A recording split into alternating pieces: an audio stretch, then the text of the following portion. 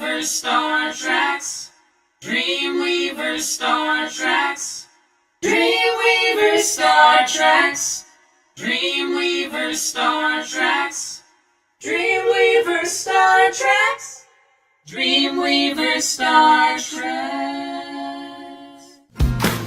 Here town seemed like yesterday, had the top down in the heat of the day. Vegas.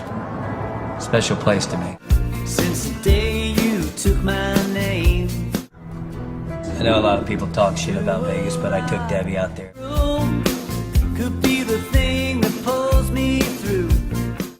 I wish you could see it. I'm getting over it. Flagstaff to Vegas. Heartbreak ain't easy when your lover leaves. I'm down and out on Fremont Street.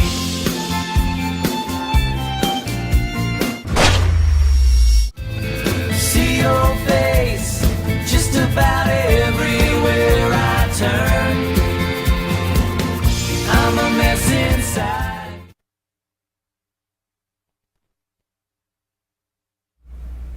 Hello, and welcome to DreamWeavers StarTrax.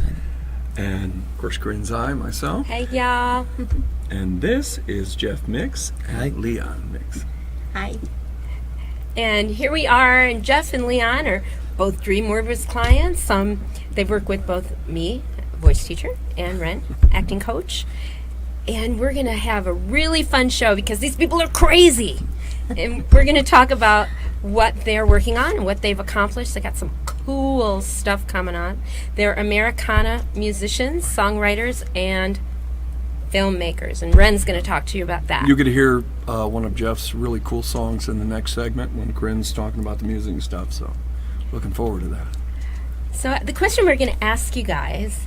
Well, first, okay, ladies, this one's for you. We're going to say, are you brother and sister, boyfriend or girlfriend? What is your relationship? Husband and wife. Husband and wife. I knew that. I know him real well. And how long y'all been married? 20 years. 20 years. Wow, See, long time. it can work. It can work. And you guys play music together. We do. And Leanne, I'm going to say this because I know her. Miss Leanne, you didn't play music. I mean, you play an instrument, and you've played, I know you play mandolin and you play guitar, but you're a bass player in JeffMix and the Song Hearts. Mm-hmm. And why did you wait so long to get out there and do it? Well, first of all, I was busy raising boys. We have 3 boys. What? So we were doing that, and we also have a real estate business, so we're both realtors. So we were doing that, and you get busy in life, and then he started doing more music, and we do everything together, so I thought I'd jump in. It made sense. I like it. Buds. Yeah, you bet. And so tell us a little bit about JeffMix and the Song Hearts and what's going on and what your background is. Yeah. I was always a heavy metal drummer, long-haired hippie kid, banging on the double bass kit, and started out as a drummer. My dad was a drummer, so it only seemed logical to do that. But then it's not as much fun to play at a coffee house with a set of drums and try to sing a song. So I had to pick up the guitar and, slowly started playing, but it was never comfortable singing in front of anyone, playing out, and Leanne encouraged me to finally get out and play, and, some open mics, and you kind of get your feet wet and you get a little more confidence, and it kind of went from there. That's really interesting. Well, and so how long have you been playing music?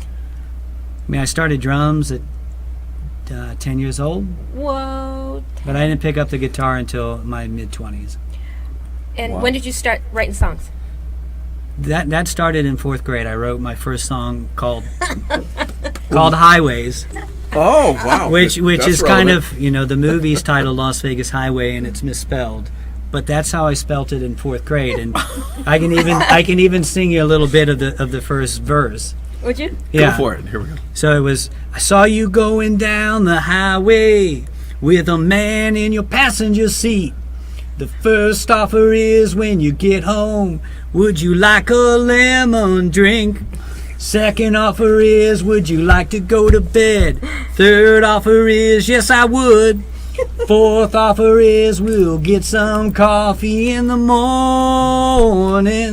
So yeah, it was fourth grade. So I'm singing about a late night, getting with somebody and driving on the road. So 9 years old. And of course she said yes. yeah, and of course I you said, said yeah, yes. you don't turn that down. Well, that is a very young artist blossoming, and I think it's great because you haven't given up your dream.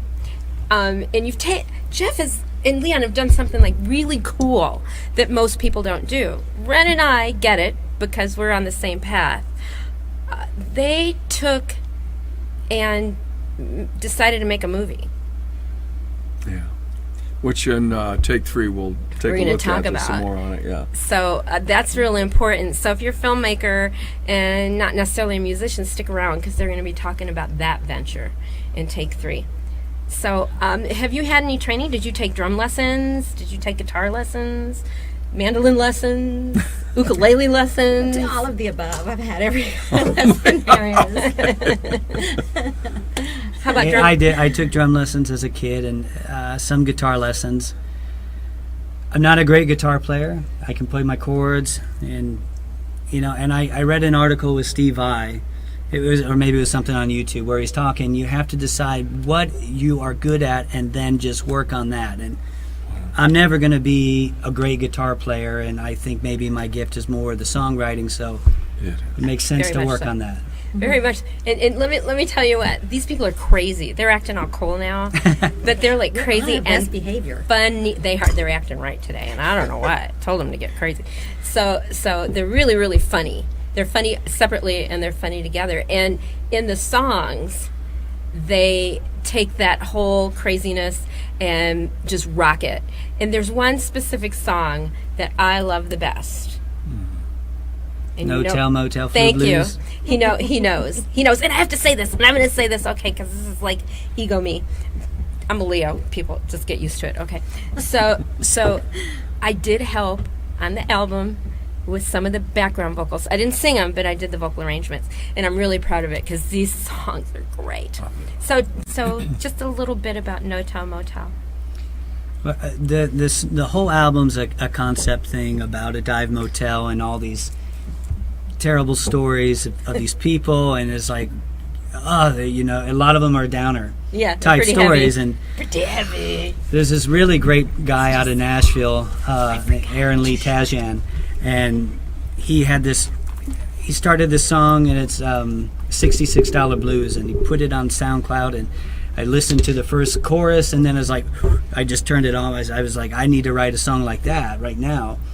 I always had this idea it would be funny to have a blues song, but that's optimistic. So maybe the first 3 lines could be something that's, where you got the blues, but the 4th line is something that's optimistic and it's going to be okay. This song didn't come out like that, but I turned it in. That's kind of where the seed started. It went into the direction of a guy being sick in the motel. Oh, see, it's the minor funny. chord. It'll depress you every That's time. right. It's Minor actually chord. beautiful, though. It's like totally hysterical chord. No, I told him I wouldn't ask him to sing, but I have to ask him to sing a verse of that song. Oh, yeah. You just do it a cappella. He only wrote it. He can never remember. My dad was in town earlier this year, and we played out, and I sent this out to him because it makes me think of him. So my old man was never right. He taught me to ride a bike. He would never pick a fight with no wind, don't fly a kite. That's one of the verses. I'm telling you what, you got That got sounds very to. rappy Americana. yeah. That was my interesting. God. I like that. Yeah, I forgot to tell you, they are Americana artists, and that is very, very broad genre, right? I mean, you have everything from Alabama Shakes, to you guys got to say the name of them because I did my homework, but I can't remember. So, what's the lady that has a quirky voice that you sing? her song? Lucinda Williams. Lucinda Williams. Yeah. So cool. So I mean, she's like more country, right? Yeah, and I- Alabama Shakes more soul. They've kind of made the Americana box for everyone that won't fit in a box. Gotcha. And we Well- never want to be in a box. No. hate box. Yeah, that's for later in life at the Thank end. you. Yeah, it's coming Anyway, way too soon. we're going to come back in just a few minutes, and we're going to hang with Jeff and Leanne, and we're going to learn a little more about the music, and you'll hear the song. Music. Lover leaves. I'm down and out on Fremont Street. I'm down and out, all alone. I'm down and out, all alone. I'm down and out. I'm down and out. I'm down and out on Fremont Street.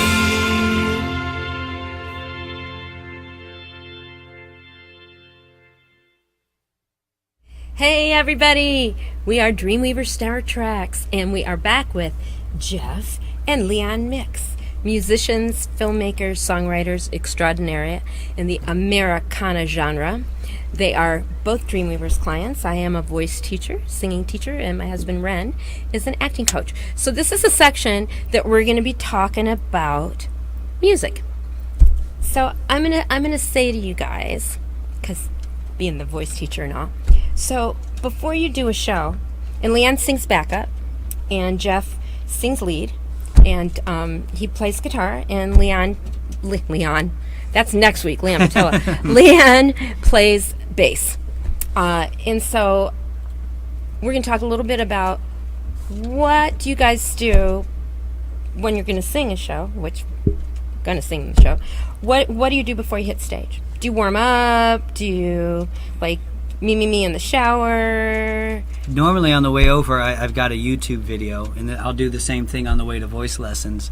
It's a warm-up, and sometimes I run through it 2 times. It's just 10 minutes long, and I try to get the nerves down. A beer, and then a little warming up, and then A beer. all right to get out there. He's taking the legal Valium, people. Just saying.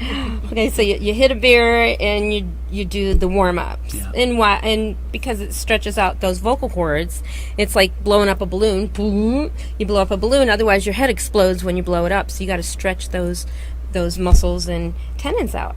Excellent. Leanne, what do you do? Do you do the same thing? Basically, I do more of the beer though than the warm up. More of the beer than the warm up. Well, you know what, ladies, you got to do what you got to do to get what you got to do, right? All right. So excellent. Well, let's move on to me asking Leanne really quickly. Why did you choose the bass? Because Jeff needed a bass player. Well, that's a good reason. And because we thought that when we weren't having gigs that were the entire band, it would be cool to have the bass and the acoustic guitar.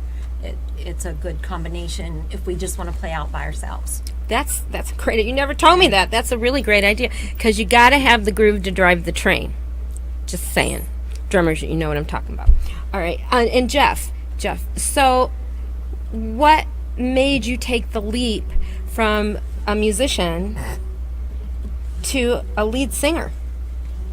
Sorry. You know, I started writing these songs, and I went to a workshop at Sam Ash for songwriting, and I got my nerve up and I sang my song there, and the girl who was doing it, she goes, "Oh, you swallow all your vowels," and you know, I kind of like your voice, but you know, if you're going to be a singer, and my first thought was, I'm not a singer, I write songs, I'll never be a singer.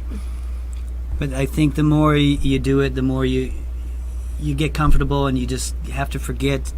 I mean, if Bob Dylan walked into American Idol to try out, he wouldn't get anywhere.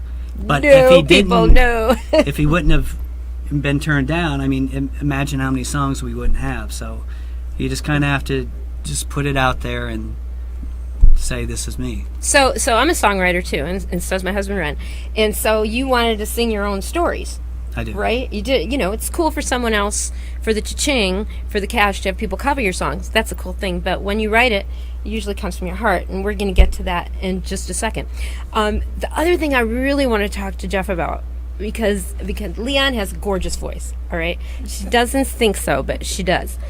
Jeff has a great voice. However, it's perfect for Americana, because those Americana artists, and I mentioned it in the first segment, have a unique sound. Almost every one of them have their own sound. It's like you can listen to pop music all day long, and a lot of them, they all sound the same. Unless you look at who's singing it, you don't know. But when you hear a JeffMix song, you know it is the JeffMix singing it. So how much do you trade on that unique quality of your voice?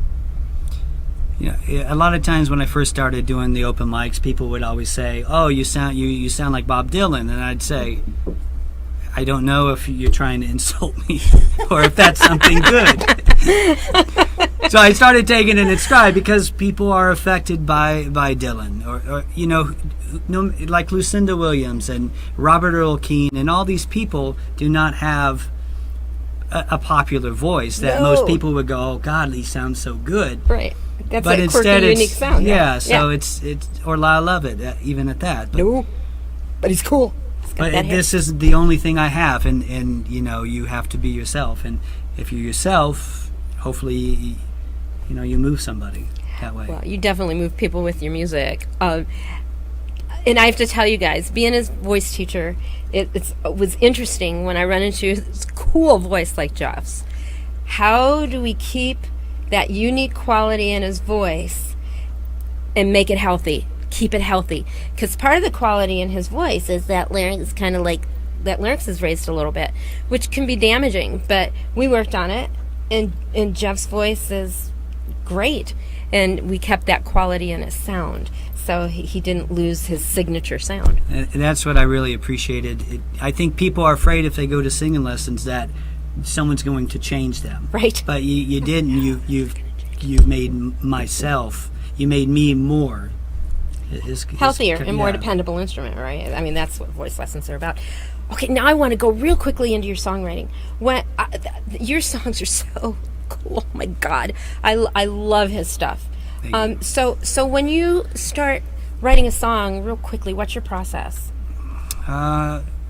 Most of the times it's the word that comes quick. Like I said, I'm not a great guitar player.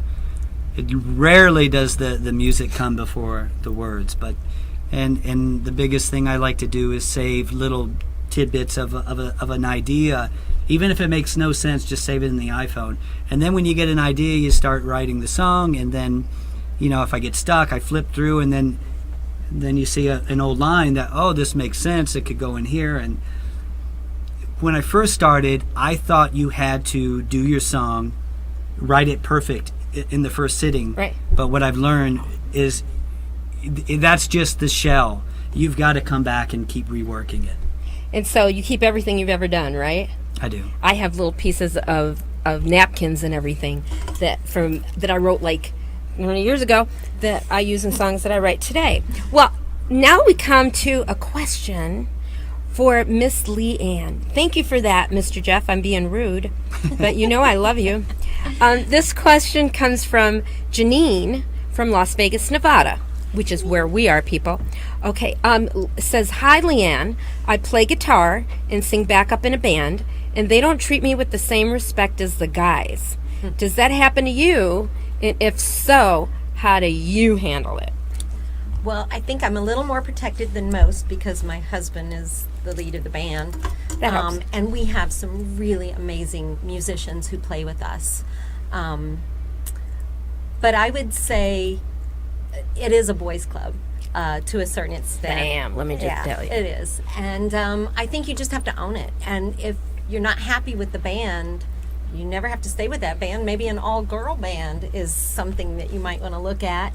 Or, just wear that low-cut shirt and go out on stage and steal the show. Girlfriend using her girl stuff, just saying. Gots to do what you gots to do, right? And she's so right, because women do not get treated the same as men. It's no different in music than it is in the corporate world. You just have to, really important, ladies, know your stuff. Don't go into the gig and say, key, what's a key? Know what keys you sing your songs in. Make sure that you are a well-educated musician and you can communicate.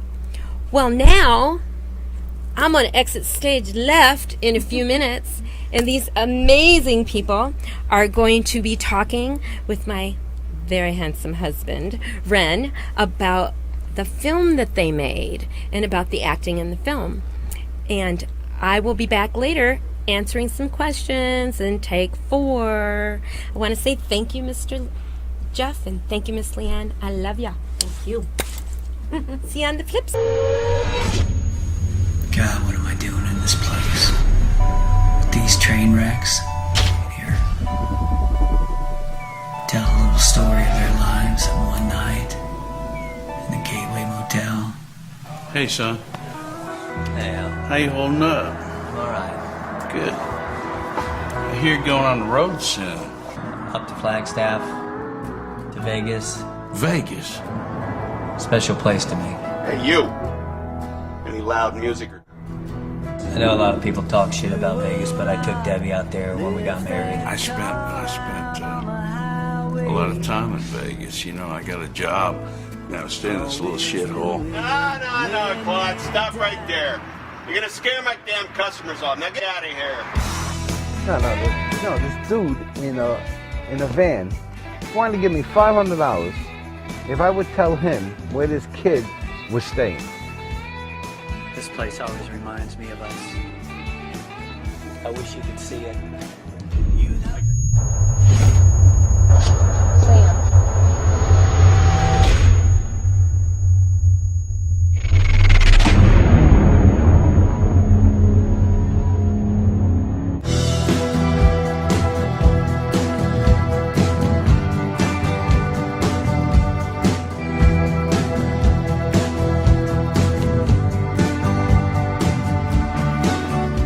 Get you back. This ain't no place for little angels like you. Come on, I'll take you. As it was for you, that's just as long as the sky is blue. That's just as long as the sky is blue.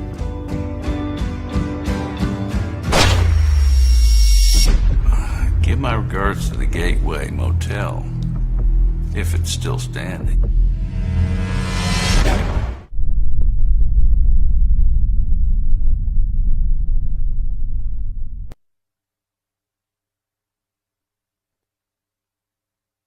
And welcome back to DreamWeavers StarTrax with Jeff and Leon Mix.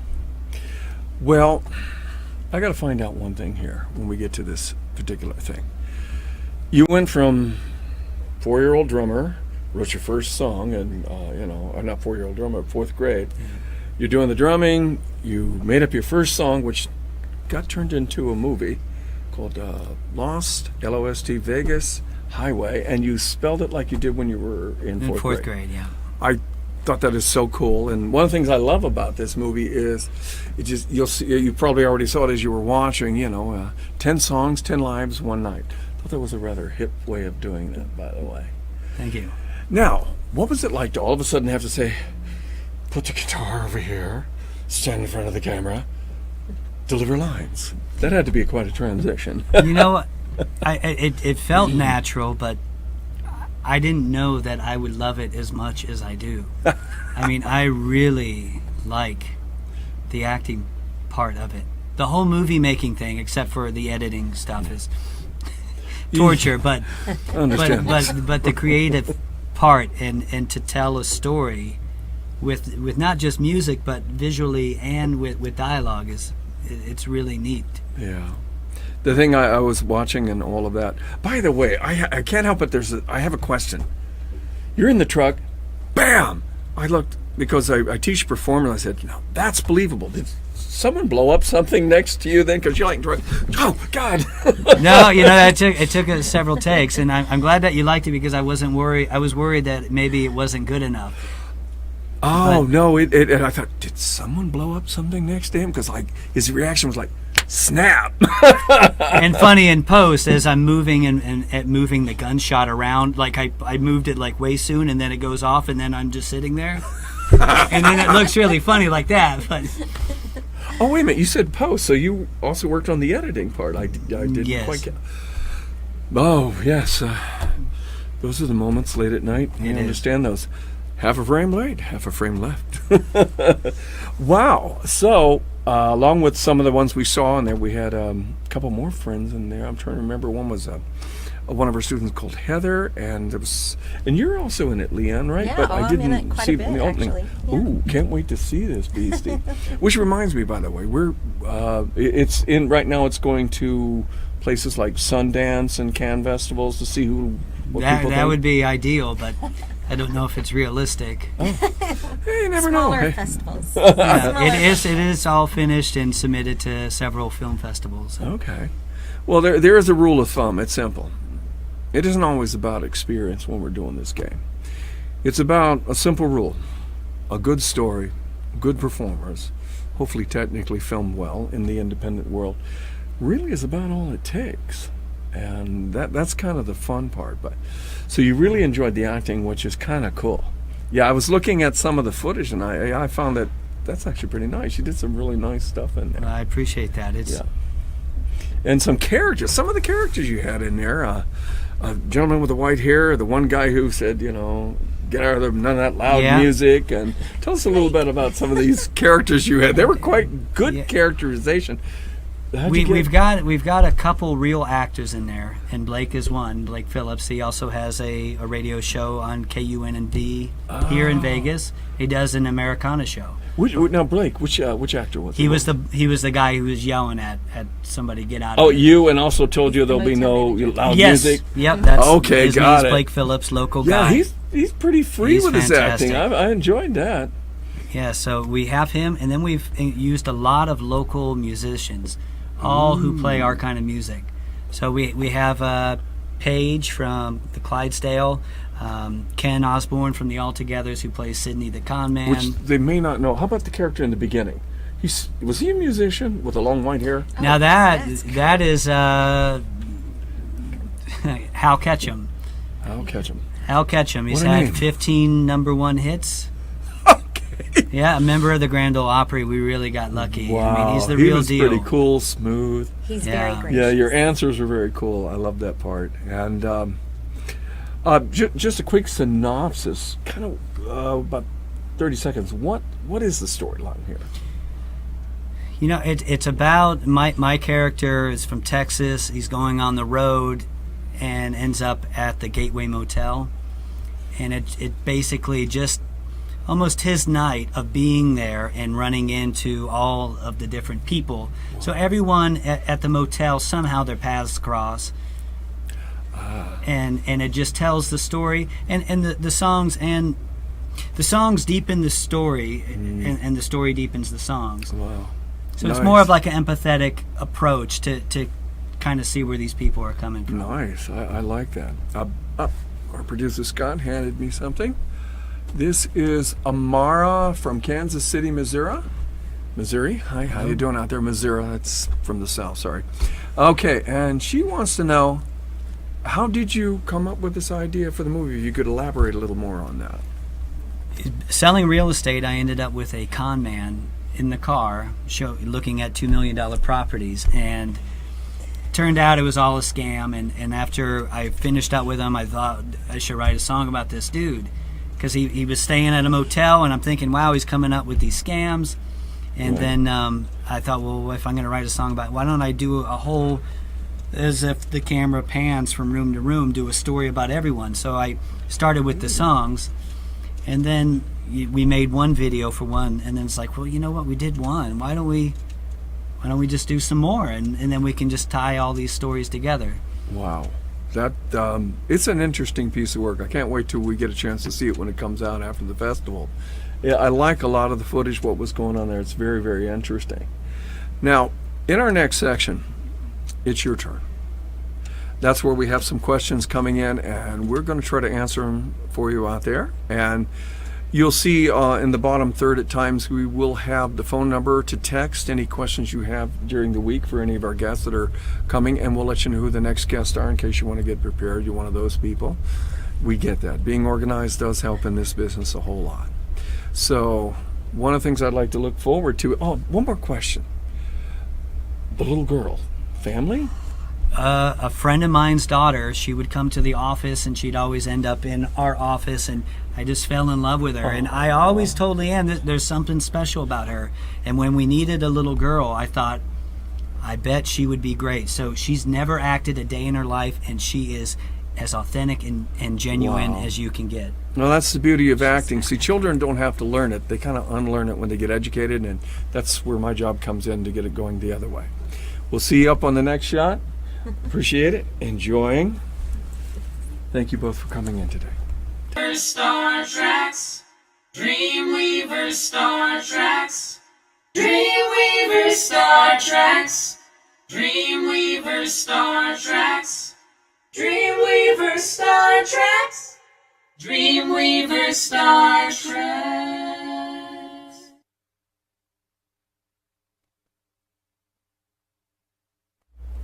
And we are back with DreamWeavers StarTrax, Miss Corinzai. Oh, here I am, and Mr. Renzai. All right, this is for you. Now, we have some questions coming in, so we're going to try to answer them as best we can, and hopefully it'll help you out. Because we have some people from different parts of the country, and sometimes it's not always easy to get some of these answers if you're kind of in a very rural area. So, Corinne will be moderating, so... I'm Miss Moderator. Miss Moderator, what is our first question, ma'am? Whatever a moderator is, I'm doing it. Okay, this is from, it's for you. Oh, okay. Okay. Michelle from Toronto, Canada. Oh, Canada representing. I like your new leader, by the way. Very cool. Yeah, he's a cool dude, man. Okay, this is, she says, Michelle says, Ren, how do I develop a character that is so much different than I am? Obviously, Miss Michelle is an actor. All right. Well, Michelle, this is something we deal with all the time because there's kind of, you start with what is acting in a pretty simple sentence. Some people think it's something you do, or I want to become a character. That's kind of like taking clothes and putting on top of your clothes. And it just looks a little strange, or it feels a little funny to the audience. It doesn't feel as authentic. So what we kind of learn to do is we have to learn to let go. And people think, well, you know, let's say you're 12-year-old girl and you go, oh, I'm going to do a movie part. But all of a sudden, during this night, you went sound asleep. You wake up as a 350-pound bearded what's that thing called? UFC fighter. UFC. Now, in real life, you'd be going, how am I going to do that? I'm a 12-year-old. I don't know how to do that. Okay, let's take, for instance, you went to sleep. You wake up in a dream, and you are a 250-pound bearded UFC fighter, and you see yourself in the camera and be like, oh, God. But you have no time for that, considering there's now a 350-pound bearded UFC fighter running at you. What do we do in dream? Go, oh, God, I'm glad this is a dream. Oh, no, I'm afraid not. He's coming. You're a guy. You deal with it. Acting, in a way, it takes a lot of skill to get to it, but your final end result is dreaming while awake. So remember, if you can dream it, you can be it. Because in your dreams, you can be anything. So actors have to learn this very unique technique that takes a little time to where all of a sudden we start believing everything we see. Example, Dustin Hoffman. He would always drink from this cup of coffee for 20 years before he ever went on take. And one day they came in and said, Mr. Hoffman, you okay? And I think it was on the Marathon Man. He said, no, my cup broke. And he goes, I'll clean that up for you. I'm so sorry. I've had it for 20 years. And he walked out. Now, heading out, as it went, the guy's looking for the cup for about 20 minutes. He came back, he said, Mr. Hoffman, I can't find the broken cup. He said, oh, I'm so sorry. It's an acting technique. We were taught 20 years ago that you start seeing the cup. And then eventually it does its own thing. And I dropped it unmindfully, and it shattered. And I felt the loss of that cup. Wow. That is an amazing process. Dreaming while awake is kind of how we do that, and hopefully over time we'll get more into that. Wow. You know what? We've been married for 27 years. He's never told me that story. That is amazing. I had no idea. Of course, I'm only 25, so I don't know how we've been married for 27 years. Just saying, people. Okay, now there's a question for me.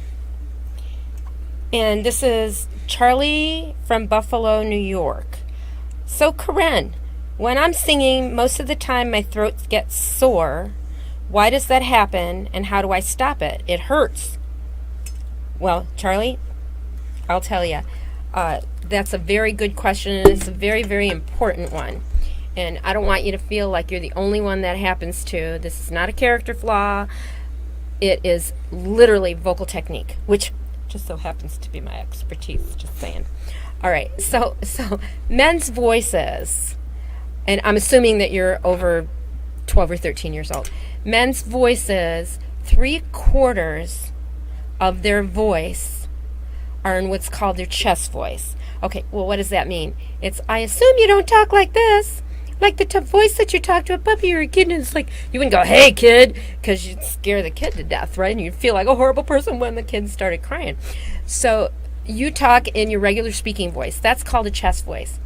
Men's voices are 3/4 chest, which is this voice. There you go. And 1/4 head, which is this voice. Okay, well, I mean, girls, we go shopping and we go, oh my God, look at those shoes! And we talk like that. But dudes don't, most of you. Some of you do, but most of you don't. So and there's a specific place in the voice where, for all men, women, and children, where you switch from your chest voice, your normal speaking voice, to your head voice. If you take and you sing higher in what's called raw gut chest, and I'll explain what that means in another episode, then it starts getting scratchy and tight. Okay, so some of the things that you can look out for to fix that are, number one, are you exhaling? Okay, if you're holding your breath, it's going to get scratchy and tight. The other thing you're looking for, are you feeling that it's down in your throat? If it is down in your throat, one of the things that you can do is this. It's literally called the squeaky door. My amazing voice teacher, Seth Riggs, developed that. And you're going to feel it back behind the nose, up into your sinus cavities. And you'll feel relief in your throat. Now, if you're going, and you feel it in your throat, what's happening is you're going to hurt yourself. So make sure that it's just you're feeling it back behind your nose. And it's like, good, I love pizza. Okay, and then what I want you to do is go, woo, and try to access your head voice. And then what you're going to try to do after you do those things is make sure you have enough air flowing, and you can go, this is called a siren, and Ren loves a siren. And you go, and you go back and forth. And when you start feeling that, you'll start learning how to stop that pain that you're feeling in your throat. That's very cool. That's the one where you have me do it. Feels like it's connected. Yeah, you want to try it? He's going to hate me putting him on the spot for that. I'll get that. Here we go.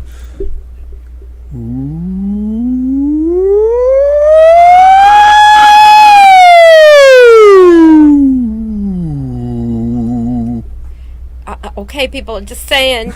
Dude got some range. Just saying. Of course, I get to beat him up because he can't sue me because I owe 50% of everything he's got.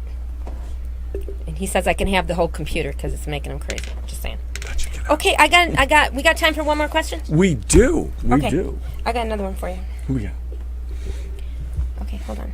Okay, this question is from Joanna from Sparks, Nevada. Ooh, Nevada representing. Ren, I really want to become a professional actor. However, I'm in Sparks, and there aren't a lot of teachers here. How would you suggest I get my career started? First thing is, like anything else, you've got to get seen. You have an advantage that we all have nowadays. If you can get to a camera and you can get to a few friends, I always thought the silliest thing in the world is 10 actors out of work. Just one of them needs to be a writer. In this day and age, I've seen people use even a cell phone to film a movie with. Just find who's the best writer, get your performance edited, add it in, let people see you. You got 4.5 billion people a day looking at the internet. That is the largest thing. And in the end result, the most powerful thing you've got to remember as an actor or a singer, photographer, or dancer is this. It isn't about us. What it's about is storytelling. I've been asked as a director when people come up and they're doing this or people are fighting, I remind them who's in charge. And they go, oh, the director. And I go, no, actually not. Never going to be. The story. I serve the story. Producer serves the story. Sound, lights, actors. Serve the story. And make sure that story is a worthy story that serves an audience. And once that starts happening, everything works out pretty well. It gets a little better. And keep watching, because as time goes on, we'll break this down with more actors.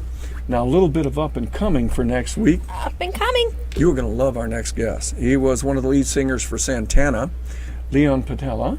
And he is a recording artist, Christian recording artist, singer, songwriter, minister. He helps kids all over the world and travels around, still doing concerts.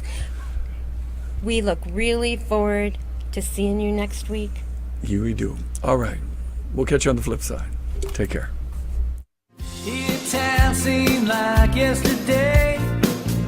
At the top down in the heat of the day. Vegas.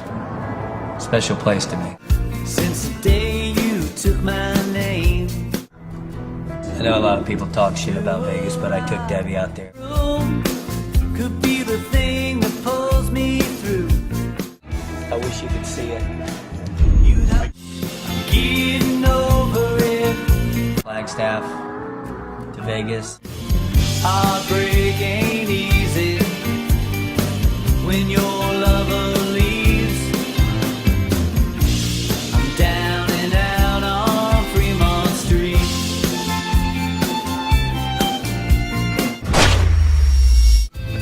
See your face just about everywhere I turn.